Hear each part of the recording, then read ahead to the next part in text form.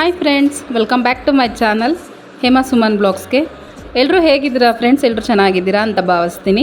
So ಇವತ್ತು video start ಮಾಡಿಬಿಡೋಣ ಬನ್ನಿ ಫ್ರೆಂಡ್ಸ್. ವಿಡಿಯೋ ಸ್ಟಾರ್ಟ್ ಮಾಡೋಕ್ಕಿಂತ ಮುಂಚೆ ಯಾರೆಲ್ಲ ನನ್ನ ಚಾನಲ್ನ ಸಬ್ಸ್ಕ್ರೈಬ್ ಮಾಡ್ಕೊಂಡಿಲ್ಲ ಪ್ಲೀಸ್ ಸಬ್ಸ್ಕ್ರೈಬ್ ಮಾಡ್ಕೊಳ್ಳಿ. ಸೊ ಫ್ರೆಂಡ್ಸ್, ಇವತ್ತು ನಾನು 2 ರೆಸಿಪಿನ ತೋರಿಸ್ಕೊಡ್ತೀನಿ, ನೋಡೋಣ ಬನ್ನಿ ಏನೇನು ಅಂತ. ಸೊ ಈಗ ನಾನೊಂದು ಬಾಣಲಿ ಇಕ್ಕಿದ್ದೀನಿ. ಬಾಣಲಿಗೆ ಒಂದು 2 ಸ್ಪೂನ್ ಆಗೋಷ್ಟು ಎಣ್ಣೆನ ಹಾಕಿದ್ದೀನಿ. ಸೊ ಇದಕ್ಕೆ ಒಂದು ಸ್ವಲ್ಪ ಸಾಸಿವೆನ ಹಾಕ್ಕೋತಾ ಇದ್ದೀನಿ, ಒಂಚೂರು ಕರಿಬೇವು, ಒಂದು ಸ್ವಲ್ಪ ಕೊತ್ತಂಬರಿ, ಇದನ್ನು ಹಾಕಿ ಒಂದು ಸ್ವಲ್ಪ ಫ್ರೈ ಮಾಡ್ಕೊಳ್ಳೋಣ. ಇದೊಂಚೂರು ಫ್ರೈ ಆಗ್ತಿದೆ ಅನ್ನೋ ಟೈಮಲ್ಲೇ ನಾವು ಸಣ್ಣಕ್ಕೆ ಈರುಳ್ಳಿನ ಕಟ್ ಮಾಡ್ಕೊಂಡು ಇಟ್ಕೊಬೇಕು.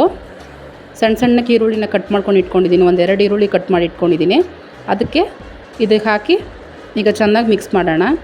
ಸೊ ಫ್ರೆಂಡ್ಸ್, ಸಾಂಬಾರು ಮನೇಲಿ ತರಕಾರಿ ಏನೂ ಇಲ್ಲ, ಆ ಟೈಮಲ್ಲಿ ಏನು ಮಾಡ್ಕೋಬೇಕಪ್ಪ, ಒಂದು ಹೊತ್ತಿಗೆ ಏನು ಮಾಡ್ಕೊಂಡು ತಿನ್ನೋಣ ಅನ್ನೋ ಟೈಮಲ್ಲಿ ನೀವು ಬೇಗನೆ ಮಾಡ್ಕೋಬೋದು. ಇದನ್ನ ಈ ರೆಸಿಪಿ ಒಂದ್ಸತಿ ಟ್ರೈ ಮಾಡಿ ನೀವು ಮನೆಯಲ್ಲಿ, ಹೇಗಿತ್ತು ಅಂತ ನನ್ನ ಕಮೆಂಟ್ಸಲ್ಲಿ ಹೇಳಿ. ಸೊ ಫ್ರೆಂಡ್ಸ್, ಈಗ ಈರುಳ್ಳಿ ಎಲ್ಲ ನೀಟಾಗಿ ಫ್ರೈ ಆಗಬೇಕು. ಆ ಎಣ್ಣೆ ಒಳಗಡೆ ಚೆನ್ನಾಗಿ ಫ್ರೈ ಮಾಡ್ಕೋಬೇಕು. ಅದನ್ನು ನಾವು ಎಷ್ಟು ಫ್ರೈ ಮಾಡ್ತೀವೋ ಅಷ್ಟು ಚೆನ್ನಾಗಿರುತ್ತೆ ಈ ರೆಸಿಪಿ ಟೇಸ್ಟು. ಸೊ ನೋಡಿ, ಈಗ ಫ್ರೈ ಆಗಿದೆ ಈಗಿದು. ಸೊ ಈಗ ನೋಡಿ, ಇದು ಕಲರ್ ಚೇಂಜ್ ಆಗಿದೆ. ಸೊ ಈಗ ಇದಕ್ಕೆ ಹುಣಸೆಹಣ್ಣು ರಸನ ಹಾಕ್ಕೊತಾ ಇದ್ದೀನಿ. ಹುಣಸೆಹಣ್ಣು ಒಂದು ಸ್ವಲ್ಪ ನೆನೆಸಿಟ್ಕೊಂಡು ಸೋದಿಸ್ಕೊಂಡು ಆ ನೀರನ್ನ ಇದಕ್ಕೆ ಹಾಕಿದ್ದೀನಿ. ಈಗ ಇದನ್ನು ಚೆನ್ನಾಗಿ ಮಿಕ್ಸ್ ಮಾಡ್ಕೊಳ್ಳೋಣ. ಎಲ್ಲದಕ್ಕೂ ನೀಟಾಗಿ ಹೊಂದ್ಕೋಬೇಕು. ಅದಕ್ಕೆ ನೀಟಾಗಿ ಹೊಂದ್ಕೊಳ್ಳೋವರೆಗೂ ಮಿಕ್ಸ್ ಮಾಡೋಣ. ರುಚಿಗೆ ಎಷ್ಟು ಬೇಕೋ ಅಷ್ಟು ಉಪ್ಪು. ಸೊ ಫ್ರೆಂಡ್ಸ್, ಇವಾಗ ನಾವು ಉಪ್ಪು ಹಾಕಿದ್ದಾಯಿತು. ಸೊ ಈಗ ನೆಕ್ಸ್ಟು ನಾವು ಸಾಂಬಾರು ಪುಡಿನ ಹಾಕಬೇಕು. ಸಾಂಬಾರು ಪುಡಿ ಒಂದು 3/4 ಸ್ಪೂನಷ್ಟು ಸಾಂಬಾರು ಪುಡಿನ ಇದಕ್ಕೆ ಹಾಕಬೇಕು. ಸೊ ಈಗ ನಾನು ಸಾಂಬಾರು ಪುಡಿ ಹಾಕಿದ್ದೀನಿ ಒಂದು ಸ್ವಲ್ಪ, ಯಾಕಂದರೆ ನಮ್ಮ ಸಾಂಬಾರು ಪುಡಿ ಖಾರ ಕಡಿಮೆ ಇದೆ, ಅದಕ್ಕೋಸ್ಕರ ನಾನು ಒಂದು ಸ್ವಲ್ಪ ಚಿಲ್ಲಿ ಪೌಡ್ರನ್ನ ಹಾಕ್ತಾಯಿದ್ದೀನಿ. ನಿಮ್ಮ ಸಾಂಬಾರು ಪುಡಿ ಖಾರ ಇದ್ದರೆ ಪರವಾಗಿಲ್ಲ, ಚಿಲ್ಲಿ ಪೌಡ್ರ್ ಏನು ಬೇಡ. ಸೊ ಈಗ ಇದನ್ನು ಹಾಕಿ ಚೆನ್ನಾಗಿ ಮಿಕ್ಸ್ ಮಾಡ್ಕೋಬೇಕು. ಚೆನ್ನಾಗಿ ಮಿಕ್ಸ್ ಮಾಡಿ ಚೆನ್ನಾಗಿ ಇದೊಂದು ಸ್ವಲ್ಪ ಗಟ್ಟಿ, ಅಂದರೆ ಗೊಜ್ಜು ಹೇಗೆ ಬರುತ್ತೋ ಆ ಥರ, ಟೊಮೆಟೊ ಗೊಜ್ಜು ಹೇಗೆ ಬರುತ್ತೋ ಆ ಥರ ಬರಬೇಕು. ನೀಟಾಗಿ ಗಟ್ಟಿಯಾಗಿ ಆಗಬೇಕಿದು. ಅಲ್ಲಿವರೆಗೂ ಫ್ರೈ ಮಾಡ್ಕೊಳ್ಳಿ. ನೋಡಿ ಲಾಸ್ಟಲ್ಲಿ ನೋಡಿ ಈ ಥರ ಎಷ್ಟಾಗಿದೆ, ಸಾಕು, ನನಗೆ ಇಷ್ಟು ಮಾತ್ರ ಆದರೆ ಸಾಕು. ಈಗ ನೆಕ್ಸ್ಟ್ ನಾನು ರೆಸಿಪಿ ಏನಂತ ತೋರಿಸ್ಕೊಡ್ತೀನಿ. ಸೊ ಈಗ ನಾನು ಹೆಸ್ರು ಬೇಳೆನ ಬೇಯಿಸ್ಕೊಂಡಿದ್ದೀನಿ.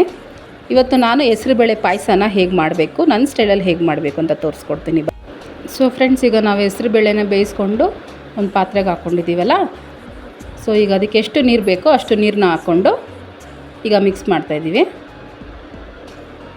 ಮಿಕ್ಸ್ ಮಾಡಿಕೊಂಡು ಸೊ ಇದಕ್ಕೆ ನಾವು ಯಾವ ಥರ ಸ್ವೀಟ್ ತಿಂತೀವಿ ಅಷ್ಟು ಸ್ವೀಟು, ಅಂದರೆ ನಾನು ಬೆಲ್ಲ ಯೂಸ್ ಮಾಡ್ತಾಯಿದ್ದೀನಿ ಇವತ್ತು.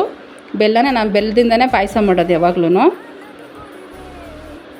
ಸೊ ಹೆಸರುಬೇಳೆ ತುಂಬಾ ತಂಪು, ಆರೋಗ್ಯಕ್ಕೆ ತುಂಬ ತಂಪು, ತುಂಬ ಹೀಟ್ ಇರುತ್ತೆ. ಸುಮ್ಮನೆ ಗಾಡಿ ಓಡಿಸ್ತಾ ಇರ್ತಾರಲ್ಲ, ಅದಕ್ಕೆ ತುಂಬ ಹೀಟ್ ಇರುತ್ತೆ. ನಾನು ಅವಾಗವಾಗ ಮಾಡಿಕೊಡ್ತಾ ಇರ್ತೀನಿ ಸುಮನ್ಗೆ. ಸೊ ಈಗ ಬೆಲ್ಲ ಎಲ್ಲ ಕರಗಿ ನೋಡಿ ಎಷ್ಟು ನೀಟಾಗಿ ಕುದೀತಾ ಇದೆ. ಸೊ ಈಗ ಉಕ್ಕು ಕೂಡ ಬಂತು.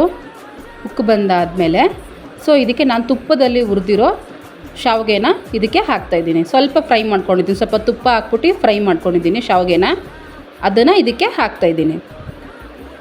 ಈಗ ಹಾಕಿ ಒಂದು ಸತಿ ಮಿಕ್ಸ್ ಮಾಡೋಣ ಅದನ್ನು. ಸೊ ಈಗ ಮಿಕ್ಸ್ ಮಾಡಿಕೊಂಡು ಡ್ರೈ ಫ್ರೂಟ್ಸು, ಗೋಡಂಬಿ, ದ್ರಾಕ್ಷಿ, ಬಾದಾಮಿ ನಾನು ತುಪ್ಪದಲ್ಲಿ ಹುರ್ಕೊಂಡಿದ್ದೀನಿ, ಅದನ್ನು ಕೂಡ ಇದಕ್ಕೆ ಹಾಕಿದ್ದೀನಿ. ಸೊ ಈಗ ಇದಕ್ಕೆ ಒಂದು ಸ್ವಲ್ಪ ಏಲಕ್ಕಿ ಪುಡಿನ ಹಾಕ್ಕೋತಾ ಇದ್ದೀನಿ ಲಾಸ್ಟಲ್ಲಿ. ನೋಡಿ ಚೆನ್ನಾಗಿ ಕುದ್ದಿ ನೋಡಿ ನಮಗೆ ಗಟ್ಟಿಗೆ ಆಗ್ತಾಯಿದೆ. ಸೊ ಇದು ಆಗಿದೆ ಫ್ರೆಂಡ್ಸ್ ಇವಾಗ. ಸೊ ಇದಕ್ಕೆ 1 ಸ್ಪೂನಷ್ಟು ತುಪ್ಪನ ಹಾಕ್ತಾಯಿದ್ದೀನಿ. ಸೊ ನಾನು ಬಳಸೋದು GRB ತುಪ್ಪನೇ ನಾನು ಬಳಸೋದು. ನಾನು ಅದರಿಂದನೇ ಇವತ್ತು ಪಾಯಸ ಕೂಡ ಮಾಡ್ಕೊಂಡಿದ್ದೀನಿ.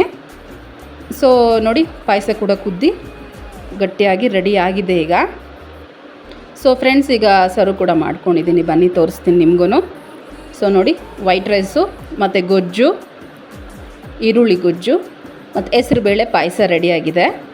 ಸೊ ಹೇಗಿತ್ತು ಅಂತ ಕಮೆಂಟ್ಸಲ್ಲಿ ಹೇಳಿ ಫ್ರೆಂಡ್ಸ್. ನನ್ನ ವಿಡಿಯೋ ನಿಮ್ಗೇನಾದರೂ ಇಷ್ಟ ಆದರೆ ಒಂದು ಲೈಕ್ ಮಾಡಿ. ಯಾರೆಲ್ಲ ನನ್ನ ಚಾನಲ್ನ ಸಬ್ಸ್ಕ್ರೈಬ್ ಮಾಡ್ಕೊಂಡಿಲ್ಲ ಪ್ಲೀಸ್ ಸಬ್ಸ್ಕ್ರೈಬ್ ಮಾಡ್ಕೊಂಡು ವಿಡಿಯೋ ನೋಡಿ. Thank you.